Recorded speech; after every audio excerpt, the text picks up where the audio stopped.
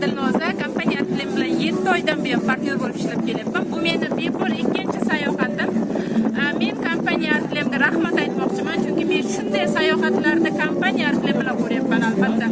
Meni birinchi sayohatim Antaliyaga bo'lgan, bu ikkinchi sayohatim Kemir shahrida ochiq dengizda men bepul sayohat qilyapman. Men birinchi sayohatda albatta men o'zbeklar yo'qligini ko'rib, men albatta o'zbekistonliklarni olib kelaman va O'zbekiston bayrog'ini ko'taraman degandim.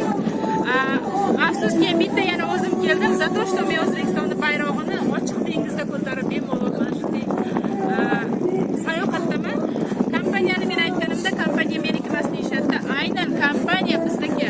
Chunki svobodniy grafik, еще бесплатный sayohatlar. Albatta kompaniya bizga 1 yilda 2 marta shunday bepul sayohatlarni ko'rsata oladi. Biz uchun ishlashimiz kerak. Sizlarga men qanday qilib shunday bepul sayohatlar qilishni o'rgata olaman, qanday qilib direktor bo'lishni o'rgata olaman. Buning uchun siz mana shu video ostidagi telefon raqamga qo'ng'iroq qiling.